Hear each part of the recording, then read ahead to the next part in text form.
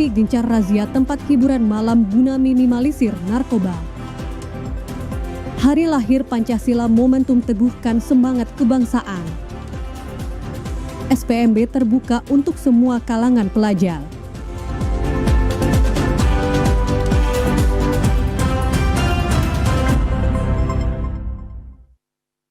Petugas Satuan Reserse Narkoba Polrestabes Medan gencar melakukan razia di tempat hiburan malam guna meminimalisir peredaran narkoba. Petugas Satres Narkoba Polrestabes Medan kembali menyisir tempat hiburan malam secara acak guna melakukan razia secara intensif di tempat hiburan malam yang disinyalir menjadi salah satu tempat yang menjadi sasaran peredaran narkoba. Kali ini polisi melakukan razia di 2 tempat hiburan malam di Kota Medan yang terletak di kawasan Jalan Gajah Mada dan Jalan Mangkubumi, Kota Medan. Sejumlah pengunjung dilakukan tes urin guna mengetahui ada atau tidaknya peredaran narkoba di lokasi tersebut. Dari sejumlah pengunjung di tempat hiburan malam, hasil tes urin pengunjung yang menunjukkan positif narkoba diboyong ke Mapolrestabes Medan guna pemeriksaan lebih lanjut. Kasat Narkoba Polrestabes Medan, AKBP Tommy Arwan menyebut, meski beberapa pengunjung hasil tes urinnya dinyatakan positif mengonsumsi narkoba, namun polisi tidak menemukan bukti barang haram tersebut beredar secara fisik di lokasi. Selama ini juga banyak keluhan masyarakat atau dumas dari masyarakat yang masuk ke akun Instagram kita terkait dengan maraknya peredaran narkoba di tempat-tempat hiburan. Sehingga dengan kegiatan ini kita memastikan bahwa tempat-tempat hiburan bukanlah tempat untuk mengkonsumsi narkoba. Tempat itu harus bersih dan clean dari peredaran gelap narkoba. Namun dirinya menegaskan bahwa razia narkoba di tempat hiburan malam akan secara intensif dan terus bergilir dilakukan di Kota Medan, terutama pada waktu tertentu, guna meminimalisir peredaran narkoba di tempat hiburan malam. Dari Kota Medan, kontributor TVRI Sumatera Utara, Agung Harahap melaporkan. 3 hari dinyatakan hanyut di Sungai Barumun, Anas Muda Harahap, bocah berusia 12 tahun pelajar kelas 5 sekolah dasar, akhirnya ditemukan tim gabungan Basarnas beserta BPBD Palas dan TNI Polri dibantu masyarakat dalam kondisi meninggal dunia. Anas Muda Harahap, bocah 12 tahun pelajar kelas 5 sekolah dasar, warga Desa Sidongdong, Kecamatan Barumun Barat, Kabupaten Padang Lawas, yang dinyatakan hanyut selama 3 hari di Sungai Barumun, akhirnya ditemukan tim gabungan dari Basarnas, BPBD, TNI Polri, dan masyarakat. Korban hanyut ditemukan oleh tim gabungan sekitar 5 km dari lokasi kejadian. Saat ditemukan, korban sudah dalam kondisi meninggal dunia. Koordinator Basarnas Poser Mandailing Natal, Rizal Rangkuti menjelaskan, begitu mendapatkan informasi dari BPBD Padang Lawas bahwa ada korban hanyut di Sungai Barumun pada Jumat pagi, tim Basarnas Regional Tabaksel langsung turun ke lokasi dan melakukan penyisiran. Dibantu BPBD Kabupaten Padang Lawas, TNI, Polri, dan masyarakat desa sekitar kejadian, akhirnya ditemukan setelah 3 hari melakukan pencarian. Di hari Minggu, tanggal 01 Juni 2025, tim SAR gabungan berhasil menemukan dan mengevakuasi korban tersebut dengan jarak dari LKP ke penemuan korban tersebut kurang lebih 5,5 km. Jenazah Anas Muda Harahap, bocah korban hanyut di Sungai Barumun, kini sudah diserahkan ke pihak keluarga untuk disemayamkan. Dari Kabupaten Padang Lawas, kontributor TVRI Sumatera Utara, Warsono melaporkan. Tabrakan beruntun terjadi di Jalan Lintas Tarutung Sidempuan, persis di depan Puskesmas Onan Hasang, Kecamatan Pahai Julu, pada Minggu sore kemarin. Dalam peristiwa tersebut, tidak ada korban jiwa.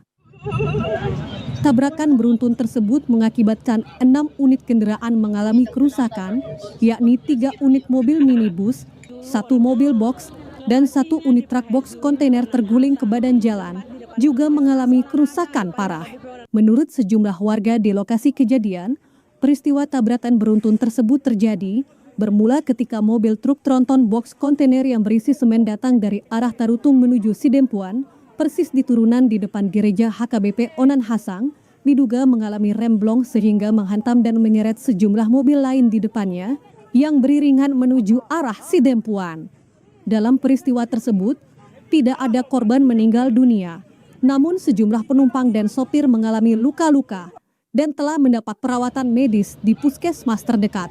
Personel kepolisian dari unit Lantas Polres Taput dan Polsek Pahai Julu, serta dari Danramil 24 Pahai Julu, dengan dibantu satu unit alat berat telah melakukan evakuasi mobil truk box kontainer yang terguling ke badan jalan untuk memperlancar arus lalu lintas yang sempat macet akibat peristiwa tersebut.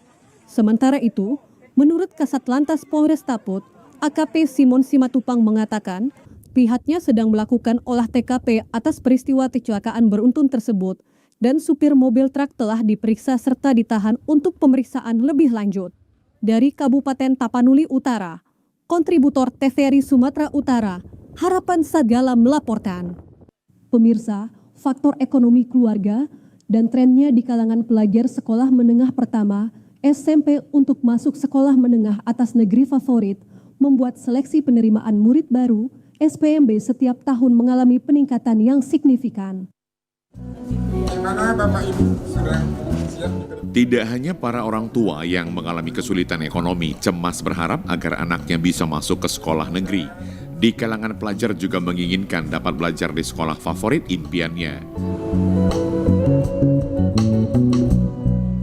Untuk penerimaan murid baru tahun ajaran 2025-2026, ada beberapa perbedaan dan perubahan penting yang dilakukan Dinas Pendidikan Provinsi Sumatera Utara, yakni pergantian istilah jalur atau zonasi menjadi domisili pada jalur penerimaan. Jika sistem zonasi mengukur jarak tempat tinggal ke sekolah, maka dengan sistem baru domisili dapat menggunakan alamat sesuai kartu keluarga dan sekolah yang berada di dalam kecamatan tempat tinggal siswa. Untuk wilayah Sumatera Utara, sejumlah 187.000 lebih pelajar lulusan SMP sederajat mendaftarkan diri secara online bersaing untuk dapat diterima masuk pada jenjang pendidikan SMA sederajat melalui seleksi penerimaan murid baru SPMB tahun ajaran 2025-2026.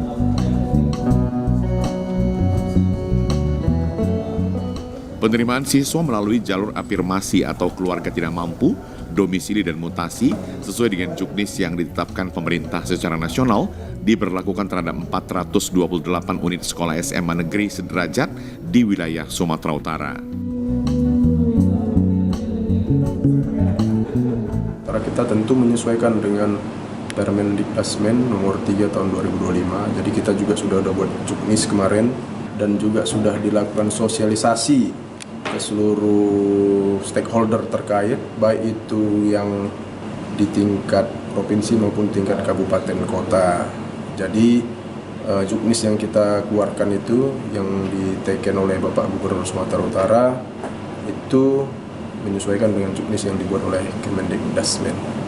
Ya, seperti arahan Bapak Gubernur Sumatera Utara, SPMB tahun 2025 ini harus kita benar-benar laksanakan secara jujur, adil, transparan.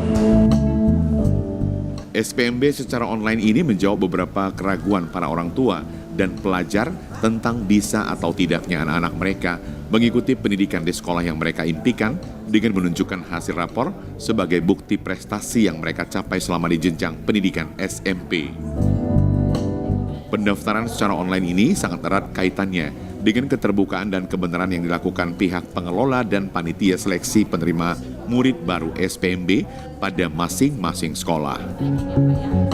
Harapan kami tentu ke depan SPMB ini semakin baik, semakin bagus, dan kami yakin dan percaya juknis yang hari ini diberlakukan itu luar biasa dan sudah cukup membantu kami dibandingkan tahun-tahun lalu, apalagi sudah ada perubahan di jalur zonasi ke jalur domisili. Karena memang kami lihat nilai prestasi itu paling dominan. Sistem penerimaan murid baru tahun 2025-2026 ini membuktikan kepada orang tua dan pelajar bahwa setiap orang bisa mendapatkan kesempatan yang sama dan semua bisa memperoleh impian yang diharapkan.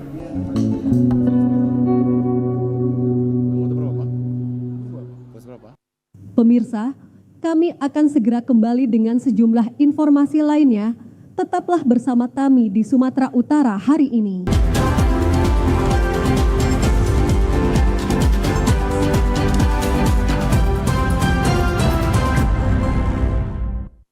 Polres Labuhan Batu menggelar upacara peringatan Hari Lahir Pancasila.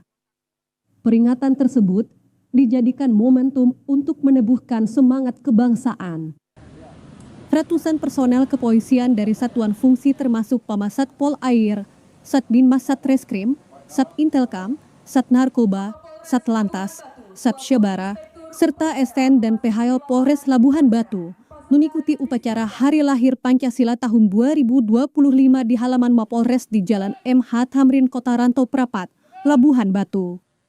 Wakapolres Labuhan Batu, Kompol Henry Matondang dalam sambutannya menyebut bahwa peringatan Hari Lahir Pancasila merupakan momentum penting untuk memperkokoh semangat persatuan dan kesatuan di tengah tantangan bangsa yang semakin kompleks dan mengingatkan seluruh personel untuk menjadikan Pancasila sebagai landasan dalam setiap pelaksanaan tugas, serta menanamkan nilai-nilai kebangsaan dalam kehidupan sehari-hari, baik di lingkungan kedinasan maupun bermasyarakat. Pancasila bukan sekedar dokumen historis ataupun teks normatif yang tertulis dalam pembukaan Undang-Undang Dasar 1945. Ia adalah jiwa bangsa, pedoman hidup bersama, serta bintang penuntun dalam mewujudkan cita-cita Indonesia yang merdeka, bersatu, berdaulat, adil, dan makmur. Dalam semangat memperkokoh ideologi Pancasila, izinkan saya mengajak kita semua merenungkan kembali bahwa Pancasila adalah rumah besar bagi keberagaman Indonesia. Pancasila bukan sekadar simbol negara, namun merupakan dasar yang mempersatukan dalam keberagaman. Dan kegiatan upacara tersebut menjadi wujud nyata penghormatan terhadap nilai-nilai luhur yang terkandung dalam ideologi Pancasila. Dari Kabupaten Labuhan Batu, kontributor TVRI Sumatera Utara, Syaiful Ahmad melaporkan. Pemirsa, Yayasan Jabal Nur melaksanakan wisuda akbar tahfiz Al-Quran ke-9 terhadap ratusan pelajar dan santri sekolah Islam terpadu Jabal Nur yang berlangsung khidmat di Medan Sabtu siang kemarin. Sebanyak 369 pelajar dan santri di wisuda yang merupakan momen puncak perjalanan pendidikan mendapatkan disiplin ilmu formal dan nilai-nilai keislaman di sekolah Islam terpadu Jabal Nur. Ketua Yayasan Jabal Nur, Kiai Haji Zulfikar Hajar dalam sambutannya menyampaikan rasa syukur bahagia terhadap wisudawan yang dilantik dan diharapkan melanjutkan jenjang pendidikan lebih tinggi. Keberhasilan alumni yang mampu menghafal Al-Quran didukung bantuan dari donatur sehingga pembangunan gedung dan fasilitas terlaksana dengan baik. Jadi dari muridnya 27 orang sekarang sudah 1.700. Dari bangunannya tahap pertama sudah tahap ke-8 sekarang ini. Dan insya Allah saat akan diresmikan. Nanti insya Allah bangunan yang ke-7 itu akan diresmikan oleh Bapak Rahmat Shah. Harapan kami semoga ilmu yang didapatnya, dihafalnya itu bisa diamalkannya. Ya, minimal untuk keluarganya, masyarakatnya, dan bangsa dan negaranya. Dalam kesempatan itu, Yayasan Jabal Nur memberikan penghargaan kepada alumni tahfiz penghafal Al-Quran terbaik. Insan Qurani adalah individu yang hidup berdasarkan nilai-nilai kandungan Al-Quran dan hadis dan menjadi bagian penting dalam mendukung mewujudkan Indonesia Emas 2045 mendatang. Generasi Qurani diharapkan memiliki pengetahuan, pemahaman, dan pengamalan Al-Quran yang dapat diterapkan dalam kehidupan sehari-hari. Tentunya, dengan pembekalan yang diberikan oleh tenaga pengajar saat belajar di bangku sekolah, diharapkan generasi muda Islam dapat mengimplementasikan potensi diri yang dimiliki untuk mendukung pembangunan Indonesia yang lebih baik. Selain meningkatkan pengetahuan ke jenjang pendidikan lebih tinggi, generasi Quran juga dapat berkompetisi dalam peluang karir di perkantoran maupun usaha lainnya. Generasi muda Muslim Indonesia merupakan sebagai penerus bangsa menjadi generasi unggul dan maju dengan mempedomani kandungan isi Al-Quran yang menjadi penangkal dalam mengatasi dampak negatif. Memasuki era digital maupun era globalisasi menjadi tantangan bagi suatu negara, sehingga dibutuhkan pondasi sumber daya manusia yang baik untuk mendukung kemajuan suatu bangsa menuju masyarakat sejahtera. Pendidikan dengan keimanan kandungan Al-Quran yang diterapkan bagi generasi muda menjadi pondasi membentuk diri insan Qurani untuk menepis ancaman maupun menjawab tantangan kemajuan suatu bangsa. Dengan demikian, kaum muda muslimin dapat ikut berpartisipasi secara aktif dalam membangun bangsa dari berbagai sektor di masa depan demi terwujudnya Indonesia Emas 2045. Ratusan masyarakat hingga wisatawan mancanegara antusias mengunjungi pagelaran budaya Melayu di kawasan Istana Maimun, Kota Medan. Sebagai cagar budaya warisan leluhur Puak Melayu, keberadaan Istana Maimun Kota Medan menjadi kunjungan wisatawan untuk berlibur bersama keluarga dan kerabat.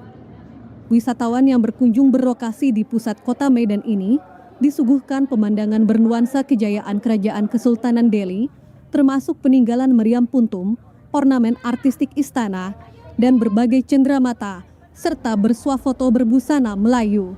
Tidak hanya kemegahan Istana Maimun yang dapat dikunjungi, namun juga wisatawan dapat merasakan kemeriahan event pelestarian budaya Melayu yang diikuti beberapa negara maupun delegasi Puak Melayu yang ada di Indonesia. Diketahui, gelar Melayu Serumpun merupakan acara tahunan, simbol penguatan hubungan lintas bangsa, tentunya dimanfaatkan peserta workshop mobile jurnalis yang diselenggarakan YBC International Development yang ikut mensukseskan acara tersebut dengan bertemu Sultan Delhi, Sri Paduka Sultan Mahmud Arya Lamanjiji Perkasa Alam. Pagelaran budaya Melayu ini diikuti 5 negara dan berlangsung selama 4 hari ini akan mempersembahkan beragam seni budaya, ekonomi kreatif, dan kuliner, sehingga diharapkan mampu meningkatkan kunjungan wisatawan ke Istana Maimun. Beragam seni budaya Melayu yang dipersembahkan oleh masing-masing delegasi negara dan daerah di Indonesia mendapat antusias dari masyarakat maupun wisatawan, sehingga lokasi pagelaran dipadati pengunjung meski kondisi hujan. Terselenggaranya gelar Melayu Serumpun diharapkan mampu menanamkan nilai-nilai budaya kepada generasi muda agar tidak hilang di telan bumi. Dari Kota Medan, Trifandi Rusli melaporkan. Pemirsa, kami akan segera kembali dengan sejumlah informasi lainnya. Tetaplah bersama kami di Sumatera Utara hari ini. Pemirsa, berikut informasi perakiraan cuaca di sejumlah daerah di Sumatera Utara dari Badan Meteorologi, Klimatologi, dan Geofisika Wilayah 1 Medan berlaku pada hari Selasa, 3 Juni 2025.